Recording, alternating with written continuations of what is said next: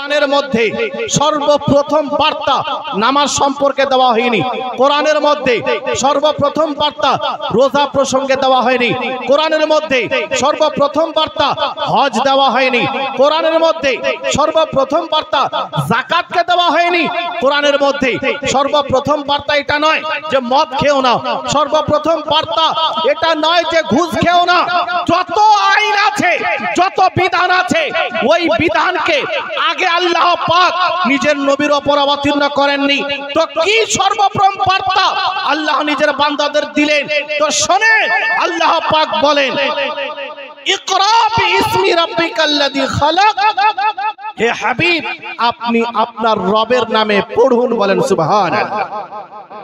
কি করুন? আপনি পড়ুন, আপনি পড়ুন। আল্লাহ পাক সর্বপ্রথম যে আয়াত অবতীর্ণ করলেন সেই আয়াত শিক্ষা সম্পর্কে। কি সম্পর্কে? শিক্ষা, জ্ঞান, নলেজ। এই শিক্ষা সম্পর্কে সর্বপ্রথম বার্তা। মুসলমান এ থেকে বোঝা উচিত যে শিক্ষার কত গুরুত্ব, শিক্ষার কত দাম। যেই জিনিসকে সর্বপ্রথম মানুষের কাছে পাঠানো হলো সেটা হলো শিক্ষা। আর এই শিক্ষার কত সম্মান, শিক্ষার কত গুরুত্ব, যারা এই শিক্ষা অর্জন করে তাদের কতটা সম্মান। এই মাদ্রাসায় শতাধিক ছাত্র লেখাপড়া করে। আপনি জিজ্ঞেস করতে পারেন, আমার একটি ছেলে প্রাইমারি স্কুলে যায়, একটি ছেলে বিদ্যালয়ে যায়, একটি ছেলে কলেজে যায়, একটি ছেলে ইউনিভার্সিটিতে যায়। হুজুর, ওই ছেলেগুলো শিক্ষা অর্জন করে, তাদের সম্মান কি, তাদের মর্যাদা কি একটু বলবেন? তো আমি বলবো যে না, সরাসরি ওই ছেলে যে স্কুলে যায়, ইউনিভার্সিটিতে যায়, কলেজে যায়, তার সম্মান সরাসরি কোরআন হাদিসে নেই। কিন্তু ওই ছাত্র যে মাদ্রাসাতে কোরআনের শিক্ষা অর্জন করার জন্য যায়, হাদিসের শিক্ষা অর্জন করার জন্য যায়, ফিকহ শাস্ত্রের শিক্ষা অর্জন করার জন্য যায়, তার ফজিলত কতটা রাসূল করিম বলেন, মুসলিম শরীফের হাদিস, মান সালাকা তারিকান ইয়ালতামিসু ফিহি ইলমা সাহালাল্লাহু লাহু বিহি তারিকান ইলাল জান্নাহ। রাসূল করিম বলেন, যে ব্যক্তি পথ অতিক্রম করলো, রাস্তা অতিক্রম করলো, কিসের জন্য? দ্বীনের শিক্ষা অর্জন করার জন্য, কোরআনের শিক্ষা অর্জন করার জন্য, হাদিসের শিক্ষা অর্জন করার জন্য। এখনো সে মাদ্রাসায় পৌঁছায়নি, এখনো মাদ্রাসাতে গিয়ে কোরআন খুলে সূরা ফাতিহা তেলাওয়াত করতে আরম্ভ করেনি, এখনো বুখারী খুলে হাদিস পাঠ করতে আরম্ভ করেনি, রাস্তাতেই আছে। রাসূল করিম বললেন, এই যে সে পথে আছে, এমন ইলমের শিক্ষা অর্জন করার জন্য যাচ্ছে, সেই শিক্ষা অর্জন করতে যাবে এই নিয়তে সে রাস্তায়, এটাই আল্লাহ পাক তার জন্য জান্নাতে যাওয়ার রাস্তাকে সহজ করে দেন। বলেন সুবহানাল্লাহ। এখনই কেবল রাস্তাতেই আছে, তাতেই জান্নাতে যাওয়ার জন্য রাস্তা সহজ। শুধু তাই না, যেই জায়গাতে কোরআনের আলোচনা করা হয়, কোরআনের শিক্ষা দেওয়া হয়, রাসূল করিম বলেন, মাজতামা কওমুন ফি বাইতিন মিন বুয়ুতিল্লাহ। যদি আল্লাহর কোন ঘরে, কোন মসজিদে বা অন্য কোন জায়গাতে কোরআন তেলাওয়াত করে কিছু লোক মিলে, ওয়া ইয়াতাদারাসুনাহু বাইনাহুম, একে অপরকে কোরআনের শিক্ষা দেয়, তো কি হয়? ইল্লা নাযালাত আলাইহিমুস সাকিনা, ওই জায়গাতে আল্লাহর পক্ষ থেকে শান্তি বর্ষিত হয়। বলেন সুবহানাল্লাহ। সুবহানাল্লাহ। ওয়া হাফাতুহুমুল মালায়েকা, ফেরেশতাগণ চারদিক দিয়ে ঘিরে নেন। এটা হলো ফজিলত। ওই জায়গা, যেই জায়গায় কোরআন পাঠ করা হয়, যেই জায়গায় হাদিস পাঠ করা হয়, আর এই লোক, এই ছাত্র যারা কোরআনের শিক্ষা অর্জন করে, হাদিসের শিক্ষা অর্জন করে, আল্লাহ পাক তাদের উপরে কত সন্তুষ্ট হন। আমি আপনাদের বলি, আজ যদি কোনো ব্যক্তির নাম মুখ্যমন্ত্রী নিয়ে নেয়, তার বুক চড়া হয়ে যায়। আমার নাম মুখ্যমন্ত্রীর মুখে যদি কোনো ব্যক্তির নাম প্রধানমন্ত্রী নিয়ে নেয়, তার বুক চড়া হয়ে যাবে। আমার নাম প্রধানমন্ত্রী নিচ্ছে। শোনেন, যারা এই মাদ্রাসাতে এসে কোরআনের শিক্ষা অর্জন করে, যারা এই মাদ্রাসাতে এসে হাদিসের শিক্ষা অর্জন করে, তাদের কত সম্মান। রাসূল করিম বলেন, ওয়া যাকারাহুমুল্লাহু ফীমান ইনদা, ওই ছাত্র যে মাদ্রাসায় আছে, কোরআনের শিক্ষা অর্জন করছে, ওই ছাত্রকে আল্লাহ পাক এত ভালোবাসেন, এত পছন্দ করেন যে আল্লাহর নিকটে যে সমস্ত ফেরেশতা থাকেন আল্লাহ পাক ওই ফেরেশতাদের সামনে ওই বান্দা যে কোরআনের শিক্ষা অর্জন করছে তার চর্চা করেন, বলেন সুবহানাল্লাহ। কি করেন?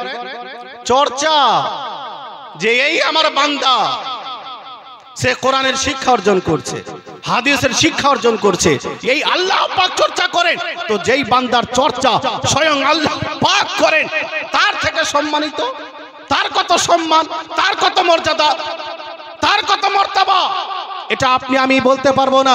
মুসলমান এই মাদ্রাসা থেকে বের হয়ে হাফিজে কোরআন হবে, আলিমে দ্বীন হবে, ইনশাআল্লাহ আজিজ মুফতি হবে। এই যে আলেম সম্প্রদায়, এদের সম্মান কতটা? রাসূল করিম বলেন আকরিমুল উলামা ফাইন্নাহুম ওয়ারাসাতুল আম্বিয়া। তোমরা আলেম সম্প্রদায়ের সম্মান করো, কেননা তারা নবীগণের ওয়ারিস, বলেন সুবহানাল্লাহ। ফামান আকরামাহুম ফাকাদ আকরামাল্লাহ ওয়া রাসূলা। যে ব্যক্তি আলেম সম্প্রদায়ের সম্মান করলো সে বাস্তবে আল্লাহ ও তার রাসূলের সম্মান করলো, বলেন সুবহানাল্লাহ। অপর হাদিসে রাসূল করিম বলেন আল উলামা মাসাবিহুদ দুনিয়া ওয়া সিরাজুল আখিরা। এই আলেম সম্প্রদায় দুনিয়া ও আখিরাতের প্রদীপ, বলেন সুবহানাল্লাহ। দুনিয়ার প্রদীপ এবং আখিরাতেরও প্রদীপ। মুসলমান ভাই বলতে চাই যে এই যে একটি এদারা, এই যে জামিয়া উসমানিয়া সাবেরা মিশন যে ছাত্রদেরকে তৈরি করছে, সমাজকে হাফিজে কোরআন দিচ্ছে, সমাজকে কারিয়ে কোরআন দিচ্ছে, আগামী তো উলামায়ে কেরাম মুফতিয়ানে এজাম ইনশাআল্লাহ আজিজ ডাইরেক্ট ইনডাইরেক্ট ভাবে দেবেন। এটা কত বড় কাজ। আজ একজন ব্যক্তি একটি স্কুল খোলে, স্কুল চালায়, ইউনিভার্সিটি চালায়, কলেজ চালায়, বিভিন্ন আরো অন্যান্য কাজ করে, কিন্তু এই যে মাদ্রাসা চালু করে ওই মাদ্রাসাতে আলিমে দ্বীন তৈরি করা, হাফিজে দ্বীন তৈরি করা, এটা কত বড় কাজ। তো রাসূল করিম বলেন খায়রুকুম মান তাআল্লামাল কোরআন ওয়া আল্লামাহ। তোমাদের মধ্যে ওই ব্যক্তি উত্তম যে কোরআনের শিক্ষা অর্জন করে এবং অপরকে কোরআনের শিক্ষা দেয়, বলেন সুবহানাল্লাহ। যে কোরআনের শিক্ষা দেওয়া হচ্ছে এটা একটি উত্তম কাজ। যে ব্যক্তি এই কাজ করছে সে আল্লাহর দরবারে সম্মানিত এবং সে সম্মানিত মানুষকে সমাজের সামনে তুলে দিচ্ছে, বলেন সুবহানাল্লাহ। এই যে যে ইলম অর্জন করা সকলের উপরে বাধ্যতামূলক করে দেওয়া হয়েছে। আজ আমরা আল্লাহর ওলিগণের কথা পড়ি, বড় বড় আলিম, ইমামে আজম, ইমাম শাফি, ইমাম মালিক, ইমাম আহমদ বিন হাম্বল, তাদের কথা প্রতিদিন নিজের মাদ্রাসাতে আমরা চর্চা করি। ইমামে আজমের নাম নেই, ইমাম শাফির নাম নেই, ইমাম আহমদ বিন হাম্বল, গৌসে পাক, গরিব নওয়াজ, মখদুম আশরাফ, সিরাজউদ্দৌলা হাকিয়ে পাক, এদের যে আমরা নাম নেই প্রতিদিন। কেন? কেন? কেউ 1000 বছর আগে দুনিয়া ছেড়ে বিদায় নিয়েছেন, কেউ 800 বছর, কেউ 700 বছর আগে এই দুনিয়া ছেড়ে বিদায় নিয়েছেন। আমরা তো দূরের কথা, আমাদের বাপ দাদারাও তাদের দেখেনি, কিন্তু তাদের নাম জীবিত আছে। কেন? তার কারণ হলো তারা ইলমে দ্বীনের উপরে আমল করে গেছেন, ইলমে দ্বীনের খিদমত করে গেছেন, এজন্য তাদের নাম জীবিত আছে, বলেন সুবহানাল্লাহ। রাসূল করিম সাল্লাল্লাহু আলাইহি ওয়াসাল্লাম বলেন মান সারা বিল ইলমি হাইয়া লাম ইয়ামুত আবাদা। যে ব্যক্তি ইলমে দ্বীনের মাধ্যমে নিজের জীবনকে গড়বে তার কোনোদিন মৃত্যু হবে না, বলেন সুবহানাল্লাহ। ইমামে আজম ইলমের দ্বারা নিজের জীবনকে গঠন করেছেন। ইমামে শাফি, ইমাম আহমদ বিন হাম্বল, ইমামে আজম, গরিব নওয়াজ, মখদুম পাক সহ সমস্ত আল্লাহর ওলি ইলমে দ্বীন অর্জন করেছেন, তার প্রতি আমল করেছেন, ইলমে দ্বীনের খিদমত করেছেন। তো এই যে খিদমত, যে খিদমত করার কারণে 1000 বছর পেরিয়ে গেছে, 1200 বছর পেরিয়ে গেছে, এমন বুজুর্গ আছেন তারা যে দ্বীনের খিদমত করেছেন, আল্লাহ পাক তাদের নামকে জীবিত রেখেছেন এবং কিয়ামত পর্যন্ত এদের নাম এই দুনিয়াতে জীবিত থাকবে, বলেন সুবহানাল্লাহ। ইলমে দ্বীনের খিদমত। তো এজন্য মুসলমান সমাজকে আলিম দিতে হবে, এটা আমাদের দায়িত্ব। আজ মসজিদের থেকেও মাদ্রাসাকে টার্গেট করা হয় কি হয় না? মাদ্রাসায় অমুক শিক্ষা দেওয়া হয়, মাদ্রাসায় তমুক শিক্ষা দেওয়া হয়। মুসলমান। তো এই যে আপত্তি, এই যে মিডিয়ায় প্রচার করা হচ্ছে মাদ্রাসাকে অ্যাটাক করা হচ্ছে, কেন জানেন? এই কথা বলে শেষ। মুসলমান, আজ মাদ্রাসাকে টার্গেট করা হচ্ছে, তার কারণ হলো এটা, যেই মাদ্রাসা এটা হলো বর্তমান সময়ে ইসলাম ধর্মের খুঁটি। কি এটা? ইসলামের স্তম্ভ, পিলার। যদি মাদ্রাসা না থাকে তো আলিমে দ্বীন কোথায় পাবেন? যদি মাদ্রাসা না থাকে কারিয়ে কোরআন কোথায় পাবেন? যদি মাদ্রাসা না থাকে মুফতি ইসলাম কোথায় পাবেন? মুফাসসির কোথায় পাবেন? পীরে তরিকত কোথায় পাবেন? তো এই যে সমস্ত দ্বীনের খাদেম এরা মাদ্রাসা থেকে পড়ে আসে। মাদ্রাসায় কেউ আলিম হয়, কেউ কারি হয়, হাফিজ হয়, ফাজিল হয়, মুফতি হয়।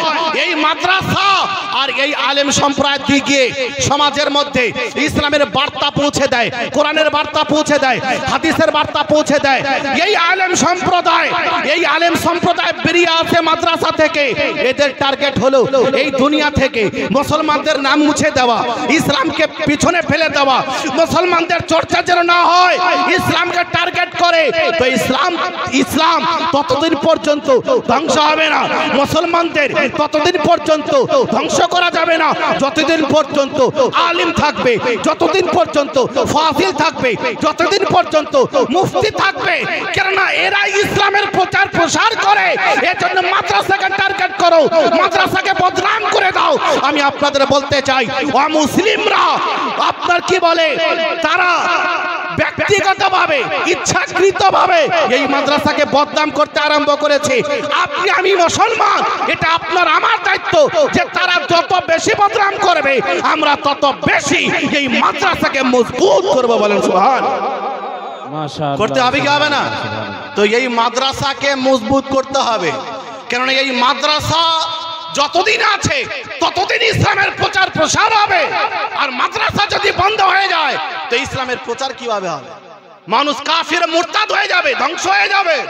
এজন্য মাদ্রাসার দিকে আমাদের সকলকে গুরুত্ব দিতে হবে, আমাদের প্রত্যেকটা প্রতিষ্ঠানকে মজবুত করতে হবে। এটা আমাদের পিলার। এই পিলার যদি কমজোর হয়ে যায় আমাদের মুসলমানদের ঈমান আমল কমজোর হয়ে যাবে।